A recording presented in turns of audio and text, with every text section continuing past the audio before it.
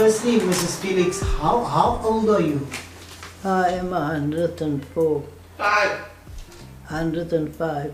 Okay, so 105. So you must have been born in 1914. 1914. 1914, yes. Now, were you born here in Salt River, Mrs. Felix? Yeah, 42 Coleridge Road. Ah, so you were born in Coleridge Road, but further up the road. Yeah. Okay, 42 Coleridge Road. Yeah. Okay, so you are an original Salt Riverian. Yeah. So and your husband, was he born in Salt River as well? No, he wasn't born in Salt River. Where was he born? Sea Point. I don't know. He said Sea Point, Mummy. Sea Point. And when you got married, did you get married here in Salt River? No, in Vesco. Oh, in Vasco. Okay. And now how long have you been living in this house? Because I remember when I was born, you were already here. I moved in here 1940. 1940 in this house? Yeah. Just Wow. when the war started a year. Yes. Yeah. Yeah. So you've been here like, what's that, almost 80 years in this house? Mm. Okay. Because I don't like to move. Yes. That's why I stay in one place. Yes. How many kids do you have, Mrs. 10 Felix? children. 10 children. Yeah. And is she the eldest? No, my son is the eldest. Oh, he's the eldest. Henry. Henry, is he still alive, Mrs. Yeah, Felix? so they're all still alive. They're all still alive. So all your kids are still alive. Yes, all. And Kevin is the youngest. Kevin is 60. Yeah. And so you must have had Kevin fairly late, in your 40s. I was 45. 45, so he's a lot lamachia. Yeah. You had him relatively late, yeah. And Mrs. Felix, you talk about the war. You were a young lady during the wartime. Mm. You know, the Second World War. You were in your early 20s, going through 20s. So you were a young lady at that time. What is your memories about the war period in Salt River specifically? It wasn't actually, to say, well, we couldn't have some stuff like butter and Rations. But then there was a lorry, the government sent a lorry to come around to the market, then you go there, then you can buy the stuff cheaper. Okay. Yeah. So they made provisions for shortages during the war time. Yeah. And then you could buy at the market. Was it this market down the road? Yes, this market. The Salt River market. Yeah. And what's your memories about the market? Was it a busy place? It was very busy before. Because Yeah. all that stores was, it wasn't, it was vegetables. And it was full. Salt River was a thriving place because we had all the shops and the people used to come and shop here in Salt River. We had those shops, we had Blowich and Marks Yeah. and bridge stores, Ackerman, all these nice big shops, they all disappear one by one. And the But it was all right all along. But when they build a bridge, they disappear one by one. This was my granny's house. See, my granny had just 2 houses. Then she left one to me and my brother and sister. And I paid them out. So the house is mine. Because my grandfather was a foreman on a... On the railway. So your grandmother's husband, your grandfather, Yeah. he worked on the railway. Yeah. Okay. And where does he hail from? Where was he from? Portugal. Portugal. So he's Portuguese. Mm. And your grandmother? So she was from Darling. And then what was your experience like, the school where you were? Was it a mixed school? Was it colored school? What No, kind? it was a colored school, mixed. At that time there was no apartheid. It was only after, it was only the people there to move out was the coloured and the white. There was quite a lot of white people staying here.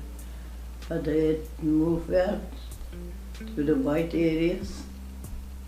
In the black areas, we stay in the black areas. And can you remember that you ever voted in those years Yes. before apartheid? Yes, yes. They always used to vote here by some looks. That was? My granny used to vote because she couldn't walk, so they always sent a car to fetch her. Yeah. Yes, I did vote before for apartheid. Yeah. And back to your children, Mrs. Felix. You say how many children do you have? 10. 4 girls, 6 girls and 4 boys. And you obviously raised them here in Salt River. Yeah, in the south. It was hard. It was all right. It wasn't like it's now. They could walk from here wherever they wanted to go. They weren't afraid.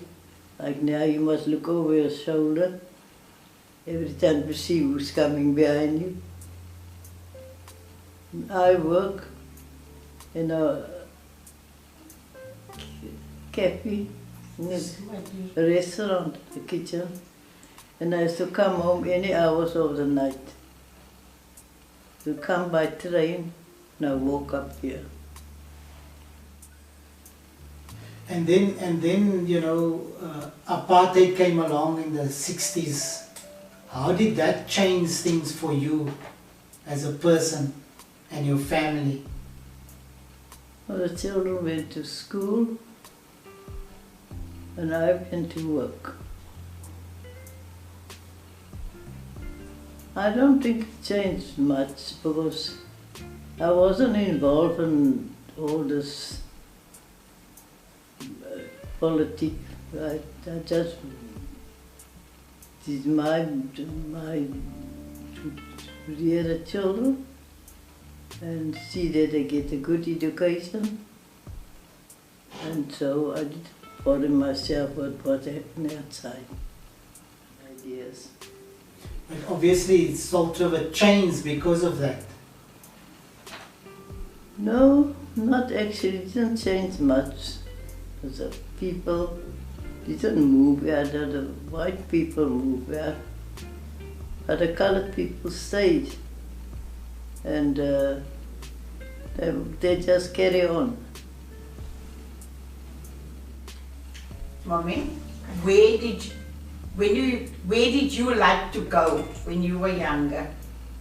Well, I had no choice because that time when I was young, and it was not like it's now. If your parents say this, you can't go, you stay. So I didn't actually want to go here, but afterwards I went to Rome. I went 3 times overseas on pilgrimages. And I went to Rome, I went to Holy Land. went to the Holy Land. Which places, where did you hang out? Where did you go as a young lady? Oh, Bajo, the colored sit upstairs and the white sit downstairs. And Majesty too. Where's the Majesty? There was a bicycle here opposite the garage. It's closed now. All the bicycles was closed. Palace too. It was quite nice. It wasn't, we used to go when we come back. There was no problems. Did you often go to the palace did you often go? How often? Every day, every night. Because the bicycle wasn't so expensive. It was 2 shillings. So I went that was wartime, and I went every night. And which church did you attend here in Salt River? Pardon? The church in Salt River where you attended. The St. Francis up here. There was a school there too, and a convent. I worked at a convent for 20 years. And it was quite nice. But now they sold the convent, and it's all that big place building there on the top. It was their school too. At first I worked at a school too to give out the fooding scheme was in there. Children used to get bread and milk. Then I had to prepare it for them for 12 o'clock. Yes, I went overseas to Rome. I always wanted to go to Rome. And I went to Rome and I went to the Vatican. The Vatican. France. France and Greece. No, I went not for the pleasure of it, I went on a pilgrimage. And so, but if you wish for something, and sometimes it comes through, but mine came through. Yeah. Yeah. God responds, yeah. Yeah. What was your wish? To go overseas to Rome, to the Vatican, to the Sistine Chapel, to see the Sistine Chapel. And then, then things started changing, apartheid was no more in 1994, you were allowed to vote, Are you taking up that opportunity to vote? Did you vote in 1994? Yeah, I voted. You voted every election since Yeah. 1994. Yeah. And now this year, did you vote this year? Me? You didn't go vote this year. No. They promise you the world and they give you nothing. So why didn't you go vote? Because I can't go on my own, and I did. I just didn't want to go vote. Why didn't you want to go vote? Yeah. You probably. Don't hear all the lies. They talk a lot of nonsense. I I'll give you this and I'll give you that. And when they're in, they forget it. They want to fill their pockets. They didn't want to come to you to give you a better life. They want to fill their pockets. And what is your best memories of Salt River? If you can tell me, what is the best memories you have of Salt River, what would you say that is? The best memories I have in Salt River was we had a school here and a church. And St. Luke's had a school, the Methodist had a school. They're all gone with the wind.